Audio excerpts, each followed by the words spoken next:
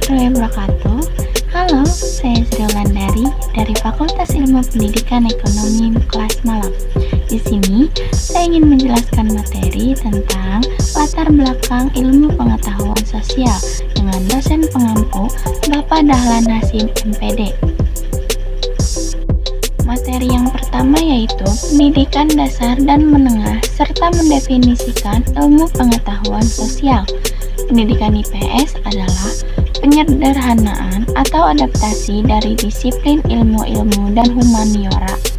Adalah ilmu-ilmu yang bersentuhan dengan nilai-nilai kemanusiaan yang mencakup studi agama, filsafat, seni, sejarah, serta kegiatan dasar manusia yang diorganisasikan dan disajikan secara ilmiah dan pedagogik atau psikologis untuk tujuan pendidikan. Pedagogik adalah ilmu atau seni dalam menjadi seorang guru. Sehubungan dengan strategi mengajar itu, filosofi mengajar diterapkan dan dipengaruhi oleh latar belakang pengetahuan dan pengalamannya, situasi pribadi, lingkungan, serta tujuan pembelajaran yang dirumuskan oleh peserta didik dan guru. Psikologi adalah salah satu bidang ilmu pengetahuan dan ilmu terapan yang mempelajari tentang perilaku, fungsi mental dan proses mental manusia melalui prosedur ilmiah atau seseorang yang melakukan praktek psikologis sebagai psikolog. Selanjutnya, tradisi social studies. Ada 3 tradisi dalam social studies menurut Robert Barth, James Barth, dan Samuel J. Sermis, yaitu 1.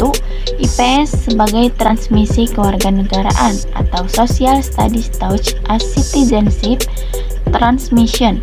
2. IPS sebagai ilmu sosial atau Social Studies Taught as Social Science. 3.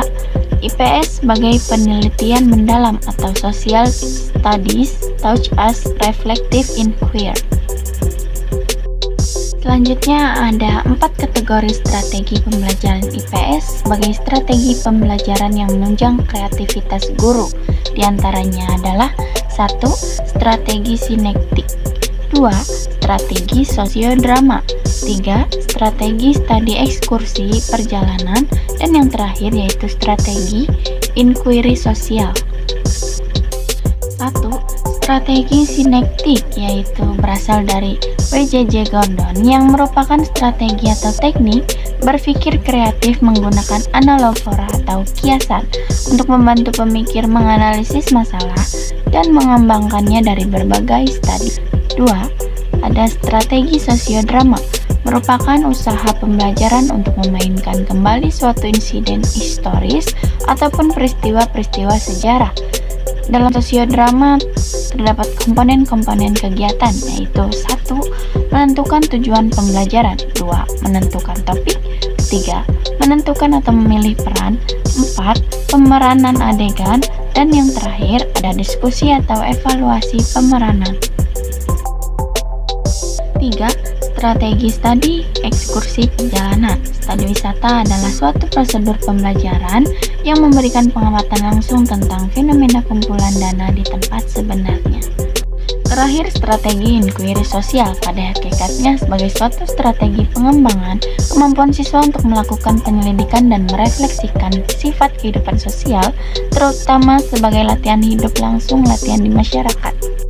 Mungkin itu saja yang bisa dapat saya sampaikan, kurang lebihnya mohon maaf. Wassalamualaikum warahmatullahi wabarakatuh.